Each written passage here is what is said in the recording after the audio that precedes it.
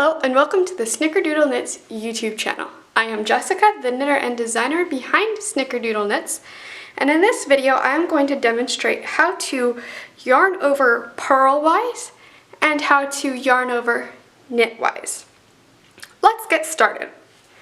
So to yarn over Knitwise, you most likely will already be knitting. So let's go ahead and knit. Oops, this is twisted.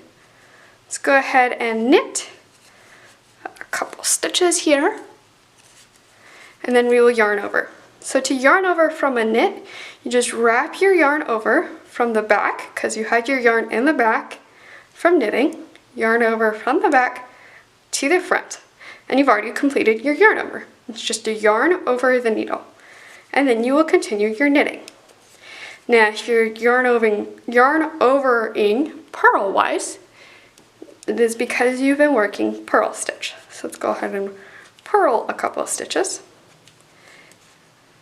And to yarn over Purlwise, you will wrap from front to back, because your yarn is in the front, from front to back around the needle, and then you will continue to purl.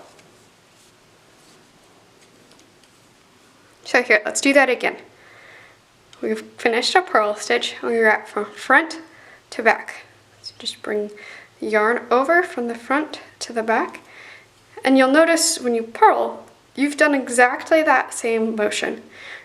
So a yarn over Purlwise is essentially creating a purl stitch without going into your next stitch. So you just yarn over like you would for a purl stitch, but of course with a yarn over, you're not going into the stitch. And it's the same for a knit stitch. So that's our knit stitch motion. Come around from the bottom up over the top and to the back. And you'll notice we do the same thing for the yarn over Knitwise.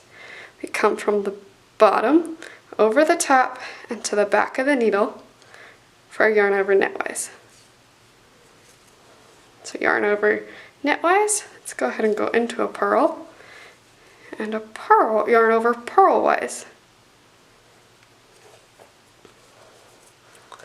So basically a yarn over is the same kind of stitch as if you were working a knit or a purl, but you're not going into that stitch. You now know how to yarn over Purlwise and yarn over Knitwise. I hope you found this video helpful, informative, and easy to follow. If you continue to have questions, go ahead and replay this video at a slower speed. And if you still have questions, leave those questions in the comments below, and I'll get back to you as soon as possible. If you liked this video, go ahead and give it a thumbs up and subscribe to the Snickerdoodle Knits YouTube channel for additional knitting content like this. I hope to see you around. Happy knitting!